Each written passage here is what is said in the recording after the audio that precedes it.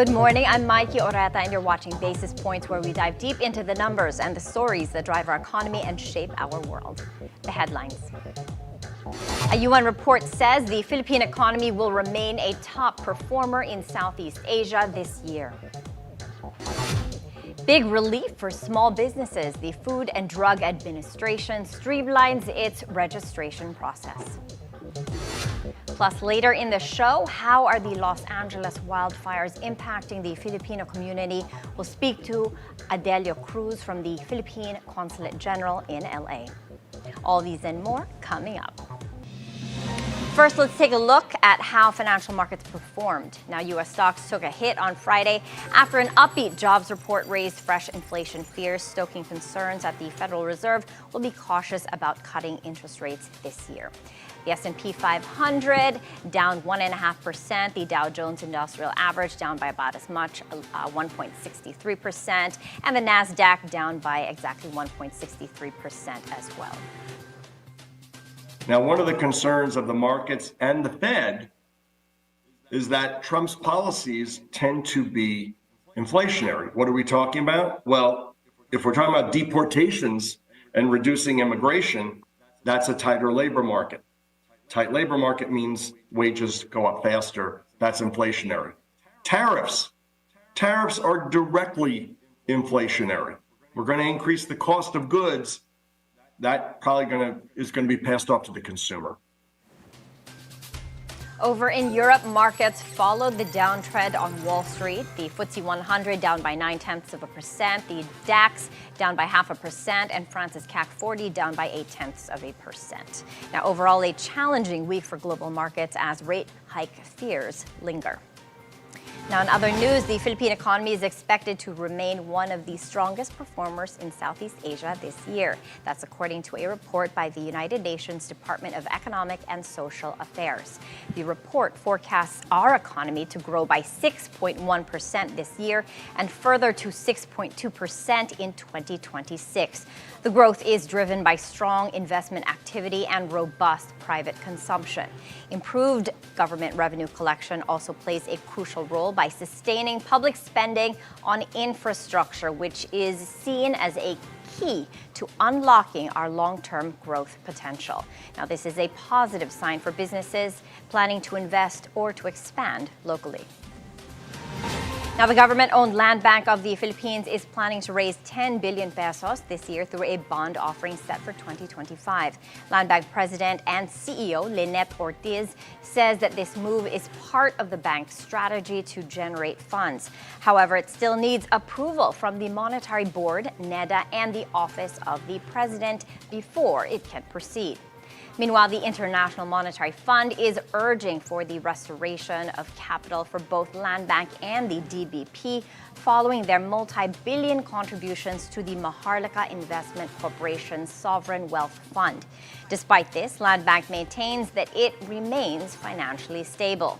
Now, this move highlights the bank's efforts to reinforce its capital while balancing government priorities and meeting investor expectations. Now, meanwhile, the Government-Owned Development Bank of the Philippines, or DBP, is hoping that the House of Representatives will pass its charter amendments this year. This according to DBP President and CEO Michael De Jesus, who says that the amendments aim to increase the bank's capital from 35 billion pesos to 300 billion pesos. Under the new charter, the DBP will also have the option to raise funds from the outside market. Last September, the Senate approved Senate Bill 2804, also known as the new DBP Act. If passed, this measure could significantly boost the DBP's financial capacity, allowing it to support more development projects across the country.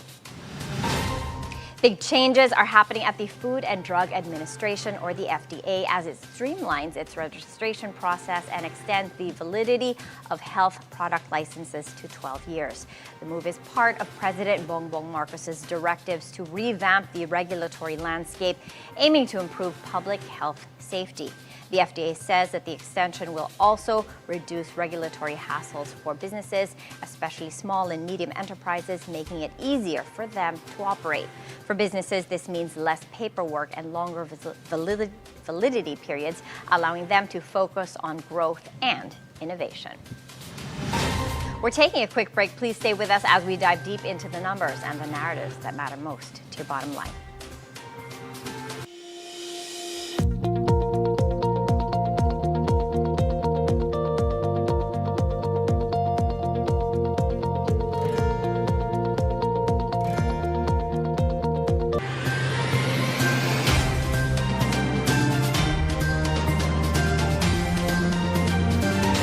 The latest news, national issues, with regard to was very vocal about charter change. the political scene, the trust and approval ratings of President Bongbong Marcos and Vice President Sara Duterte decline, and conversations with prominent personalities. Brings back wonderful memories of past Christmases when I was a little boy in Iloilo. Be timely informed, be insightful of the news. All these Empower. Filipino startups can actually compete globally. We motivate. Growing retail interest today from a cryptocurrency perspective. Changes that are vital. We have high data privacy standards for all our clients. Follow the money with Rain Musngi. Keep it here on BNC, the Bilyonaryo News Channel, always on top.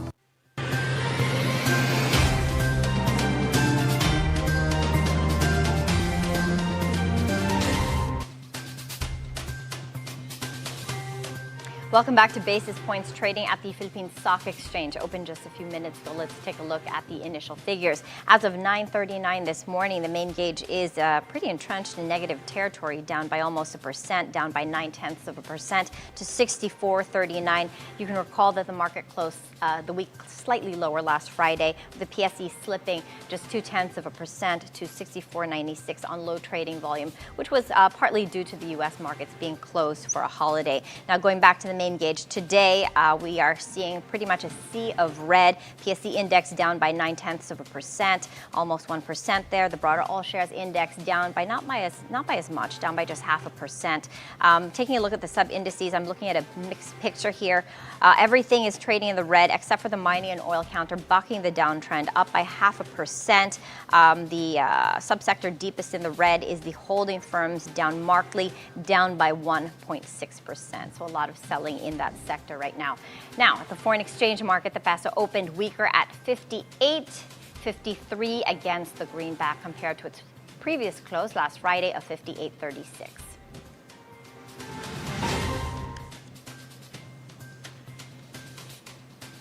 Now, firefighters in Los Angeles are in a critical phase of their week-long battle to contain the deadly wildfires. Officials warn that the risk of the fires spreading remains very high, with the return of the dangerous Santa Ana winds expected early this week.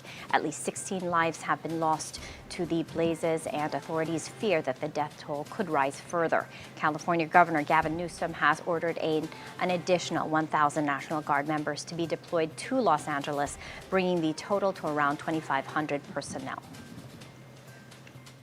Now today, strong north to northeast winds gusts are up to 50 miles per hour with low humidity will be observed. A red flag warning is in effect and will remain until 6 p.m. Wednesday evening. Strong Santa Ana winds are also expected to last through Wednesday, with the strongest winds occurring on Tuesday.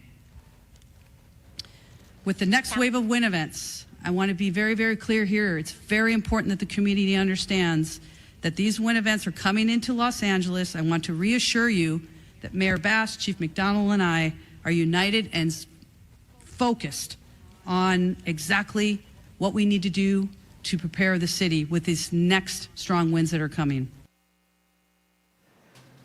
As wildfires continue to devastate parts of Los Angeles, with multiple fires still raging and forcing thousands to evacuate their homes, Filipinos in the area are facing serious challenges. Today, joining us via Zoom is Consul Adelio Angelito Cruz of the Philippine Consulate General in Los Angeles to discuss the situation. Good morning, Consul Adelio Cruz. Ms. Oreta. Good morning. Okay, sir, can you give us an overview of the wildfire situation in Los Angeles? How widespread is the damage? Well, the wildfires started on January 7, and it actually grew from one wildfire to four, actually. And just to give our viewers an estimate of how big the wildfire is, there's an ongoing wildfire in Palisades, which is 23,000 hectares. That's about 9 acres. That's about 9,500 hectares. And another ongoing at what we call the Eaton Fire, northeast of LA, about 14,000 hectares. That's about 14,000 acres. It's about 5,700 hectares.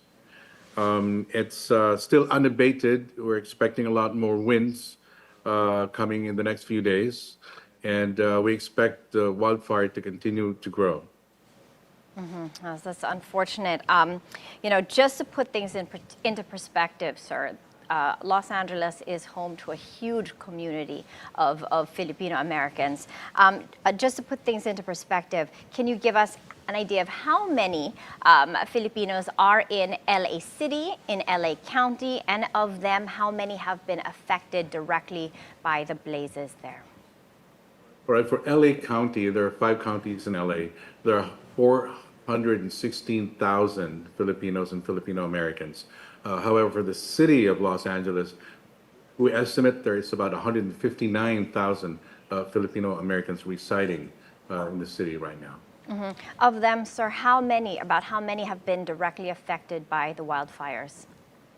Well, since the wildfire started on January 7, there's been over 150,000 people under mandatory evacuation.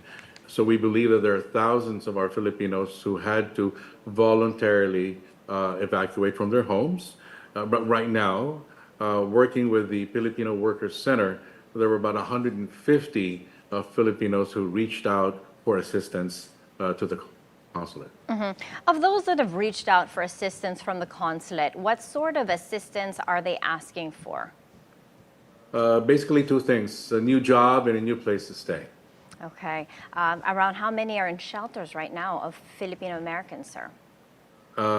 That's it, about 150, based on the reports that we received yesterday. Okay. How does the consulate there plan on helping these Filipinos?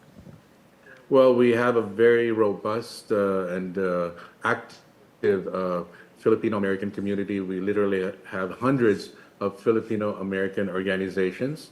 We're also reaching out to civic and religious organizations. So we're pretty confident that we will be able to help them find new jobs and new places to stay. And just to get a temperature check, Consul Adelio, based on your conversations and knowledge of the Filipino community there in LA, how prepared are they financially for any disaster? How would you say? Well, Filipinos in LA, we call them Angelinos, they're very resilient. Those who have lived quite a long while in Los Angeles have gone through a lot of previous brush fires, wildfires, earthquakes, floods. So they know how to take care of themselves and prepare for any eventuality, any catastrophe. It's the newly arrived Filipinos that we are actually taking care of and concerned about. Of course, living in the Philippines for so long, transferring to the United States, and then being exposed to a different kind of culture, it's going to take quite a while of adjustment. But they have a lot of relatives, they have a lot of support groups, and we're confident that they will easily adapt to the way of life in Los Angeles. And Consul Adelio, any Filipinos among the first responders or volunteers helping the community bounce back from this? We are pretty sure there are a lot, and they've always maintained a low profile. They don't really post in their Instagram or Facebook accounts the good deeds that they have done. They're usually identified by peers and by members of the Filipino American community, and I'm very confident in the days to come, we will be receiving a lot of praises, identifying these Filipino Americans who helped as first responders. Yeah, absolutely. Now, with wildfires being a recurring challenge in California, what lessons can we draw from this crisis, and what measures is the consulate recommending to help Filipinos better prepare for future disasters? Well, we've always advised our Filipino-American community to monitor announcements made by the local government, LA County, and the Office of the Governor. It's very important that they immediately act on any advice given by these particular offices. And I'm actually, well, despite the 16 deaths that we've had since the wildfires broke out, comparing to the mandatory evacuation of over 150,000 people, that just goes to show that the evacuation protocol of the city of Los Angeles is in excellent condition. Yeah, right. Relative to the size of this disaster, that number is thankfully quite low. So thank you for your time, Consul General Adelio Cruz. You're most welcome. Take care. Thank you. Now we're taking a short break. Basis Points will be right back.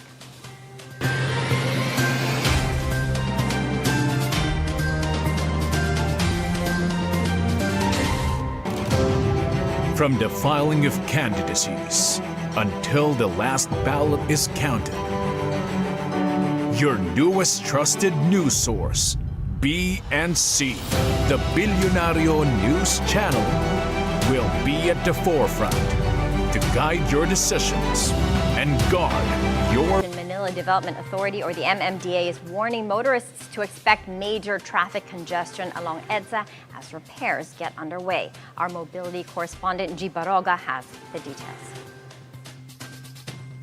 Starting this March, the Department of Public Works and Highways will begin rehabilitating EDSA to improve the road's conditions. The MMDA knows that any work on the major road is bound to slow things down across the entire metro. But MMDA is telling us not to fret as they've got a plan in the works. Pag nagsimula po itong rehabilitation ng EDSA, i-anticipate po natin yung pagsikip ng daloy ng traffic. Pero ito po ay sakripisyo na kailangan nating gawin. Bakit po? Nakikita naman natin yung situation ng EDSA, maraming lubak-lubak sa karsada, na nagpapabagal din yan ng daloy ng traffic. Kasi pag nakita mo may lubak, mag-slow down ka, may domino effect yan. As compared kung smooth yung karsada. The repairs will start in the southbound lane. The agencies are putting the finishing touches on a traffic management plan, and it will be shared with the public soon. We will announce kung anong segment, kung anong period, anong segment. Yes, sir. Diba? Para magawa natin ng traffic management plan, rerouting plan, at ma-advise natin yung ating mga kababayan. On a separate note, the MMDA assures that the upcoming closure of the Guadalupe Bridge in Makati won't interfere with EDSA's rehab. Hindi naman makaka-apekto dahil ang uunahin po within this year doon sa rehabilitation ng Guadalupe ay yung alternate na karsada din. Parang ganito rin po yun eh. Magkakaroon po ng bridge sa tabi noong Guadalupe Bridge na temporary, kung saan doon din po lilihis lang ng konti yung ating mga kababayan. Then eventually paglagpas ng Guadalupe Bridge, babalik din po sila sa EDSA. The DPWH says the improvements will include fixing the drainage, reblocking concrete, and adding a fresh layer of asphalt. The MMDA says the rehabilitation will be done in phases and heavy traffic is expected all through 2025. Motorists are advised to have more patience on the road and to plan ahead by using alternate routes. For BNC Mobility, G. Baroga. Elsewhere in the world, TikTok's attorney remains optimistic that the U.S. Supreme Court will rule in their favor. The High Court is expected to decide soon on whether to uphold a law that could force the sale or ban of the short video app in the U.S. by January 19th. TikTok and its users filed suits to block the law, which was passed by Congress last year and signed by outgoing President Joe Biden. Meanwhile, President-elect Donald Trump has requested the court to delay the January 19 deadline. His incoming administration seeks to pursue a political solution to the issues as the as the center of the case. We thought that the argument went very well. The justices are extremely engaged. They fully understand the importance of this case, not only for the American citizens of this country, but for First Amendment law generally and the rights of everybody. We thought that they vigorously questioned both sides. They put us through our paces, but what really came through is that they understand the importance of this case. We're very hopeful of a favorable decision. Over in the United Kingdom, Britain's Royal Mint releases a new £2 coin honoring George Orwell, marking the 75th anniversary of his death. The coin features a camera lens with the famous quote, "Big Brother is watching you," from Orwell's classic 1984, a novel about government surveillance and control. Orwell, also known for Animal Farm, joins the ranks of other literary icons honored by the Royal Mint, including William Shakespeare, Jane Austen, and J.R.R. Tolkien. This shows how cultural legends not only drive demand for collectibles, but also keep relevant issues like privacy and freedom in global conversations. Now, on another front, Brits brace freezing temperatures to have a laugh at. Hundreds ditched their trousers for London's annual No Trousers Tube Ride. The event, designed to spread joy, delight, and a touch of confusion, draws fun reactions from passengers on London's tube. The trouserless participants tour iconic stations like Westminster, Waterloo, and South Kensington, showing off everything from boxer shorts to lace underwear. What started as a light-hearted tradition has grown into a global phenomenon, attracting attention from tourists and media worldwide. For businesses, this means a boost in foot and traffic sales in and around participating areas, from local cafes to merchandise vendors capitalizing on the festive atmosphere. A quirky event that not only spreads laughter, but also generates business and buzz. And that's it for Basis Points. I'm Maiki Oreta. We'll be back tomorrow for more news on the financial markets and more. Keep it here on BNC, the Bilyonaryo news channel, always on top.